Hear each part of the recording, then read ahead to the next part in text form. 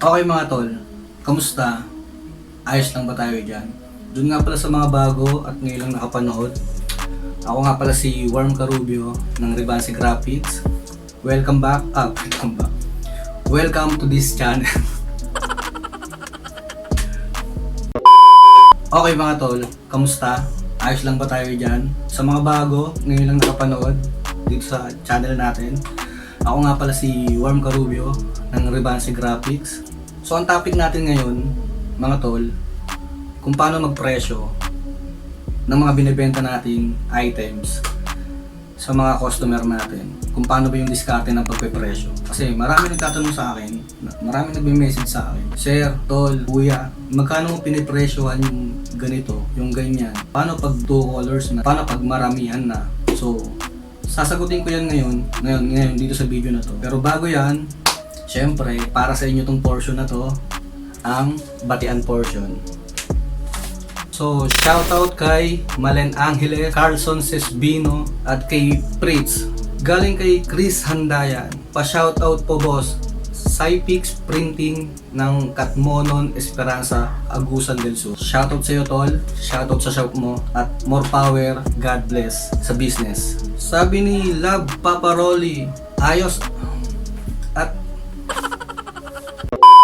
at galing kay Paparoli, ayos idol, baka naman pwede rin pa shoutout. Rolly Castro, Sign of Art, Digital Printing, Camellia, Springville, East 1, Bacoor, Cavite.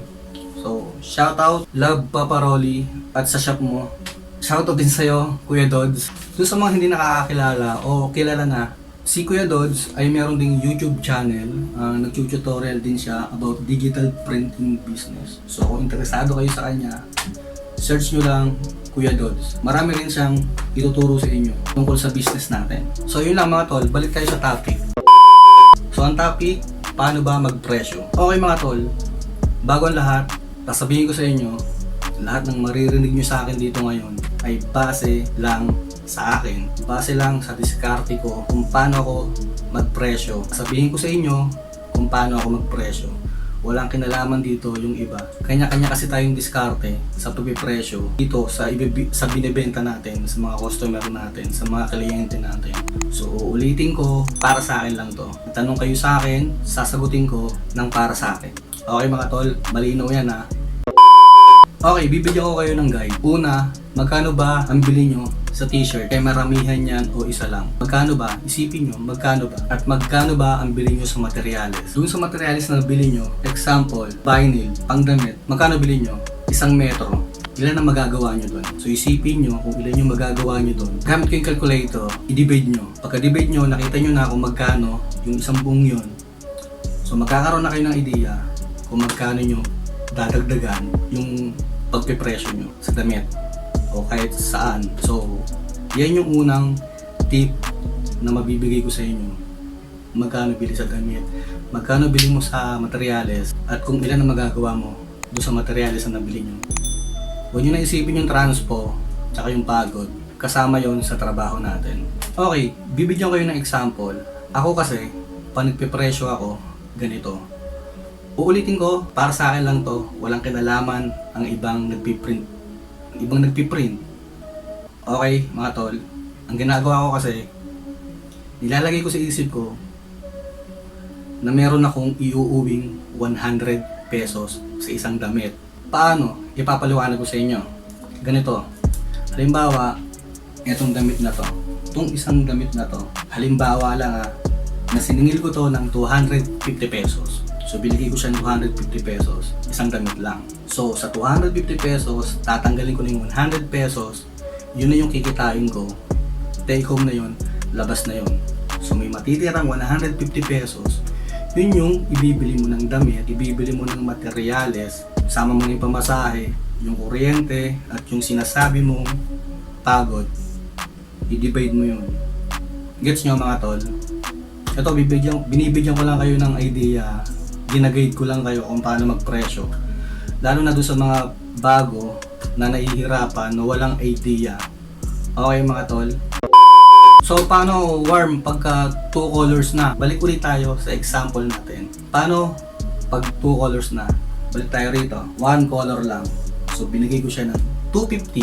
So kung dadagdagan pa ng isa pang kulay yan, paano ang diskarte ko? Depende eh. Kung kaya naman ng i-stick ko na sa 250 pesos, i-stick ko na sa 250 pesos. Pero kung yung design komplikado, kumain talaga siya ng materyales. So ako, pinipresyon ko o dinadagdagan ko siya ng 10 pesos or 20 pesos. So yung 250 ko magiging 260 or 270. Uulitin ko, para sa akin lang yan. Diskarte ko lang yan.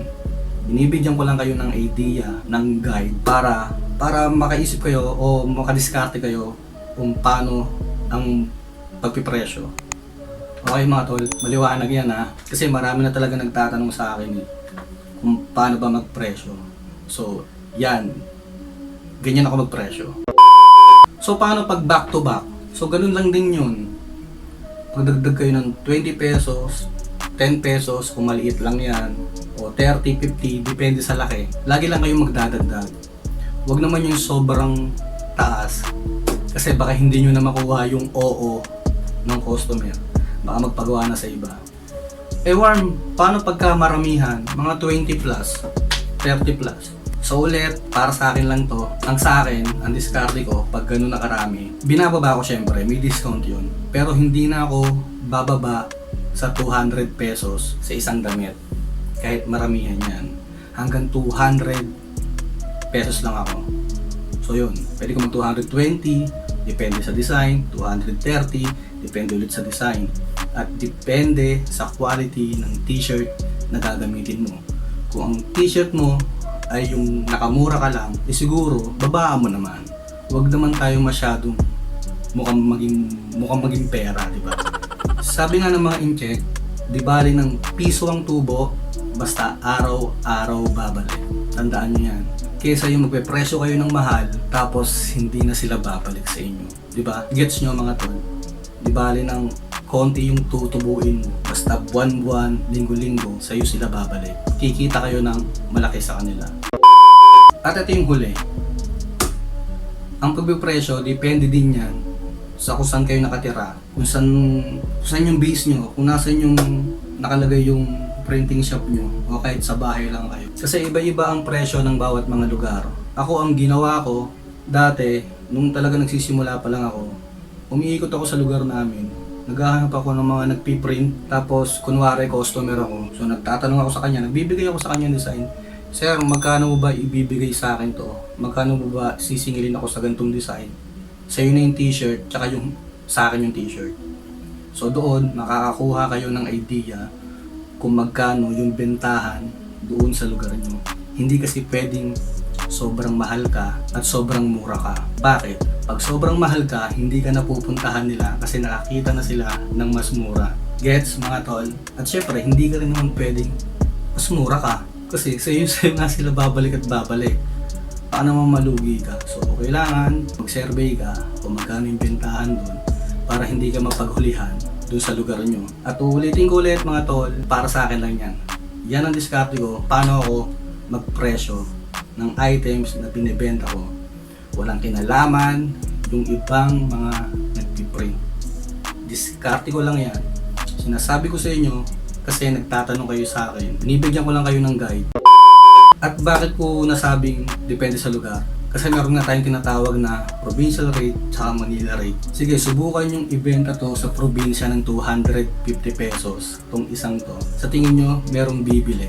So doon pumapasok na yung sinabi ko kanina na alamin nyo kung magkano yung presyuhan dito sa lugar nyo. Malaking bagay yun. So paano mga tol, sana nag-gets nyo, sana naipaliwanag ko sa inyo ng maayos, nabigyan ko na kayo ng guide para makadiskarte kayo kung paano ba magpresyo. So sana meron na kayo natutunan kahit konti, masaya na ako doon. O nga pala mga tol, nakikita nyo ba to? Itong mga ink na to. Itong mga ink na to ay dye ink. Kasama to, nung binili ko tong Epson L120. Itong Epson L120 ko, ang isinaling ko sa kanya ay sublimation ink. So hindi ko nagamit to. Naka-stock na lang to dito. So naisip ko, kaysa naka-stock lang at pakalat-kalat, bakit hindi ko na lang ipamigay sa inyo mga tol? Kasi baka makatulong pa sa inyo to, di ba? Kaysa yung naka-stock lang dito. Kaya napakaswerte mo kung hanggang ngayon nandiyan ka pa rin nanonood.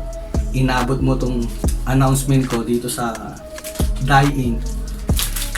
So kung Dye Ink user ka at sa tingin mo para sa'yo to, mag-comment ka dito sa baba, dyan sa baba. I-comment mo bakit kailangan sa'yo ko ibigay ito. So ganun lang kasimple, bulahin nyo lang ako. Wala kayong ibang gagawin, wala kayong ilalabas na pera. Ako mismo ang magpapaship nito sa bahay nyo o sa shop nyo. Wala kayong ilalabas na pera. Bubulahin nyo lang ako, uutuin nyo lang ako kung bakit para sa'yo to. Okay mga tol, hanggang dito na lang. Medyo dumadaldal na naman ako, mahaba na naman yung video. Kita-kits tayo sa mga susunod na upload. At ulit, kung bago ka lang, mag-subscribe ka na. Click mo na yung notification bell para maging update, para ma-update ka sa mga susunod pang upload. Dahil marami pa akong i-share sa inyo dito sa digital printing business. Lahat ng matututunan ko o matututunan ko pa o natutunan ko na, ibabahagi ko sa inyo. Kasi mga tol, sharing is caring mga tol. Share the good news mga tol. Ulit sa mga bago, ako nga pala si Bang Marubio, Advanced Graphics. Peace!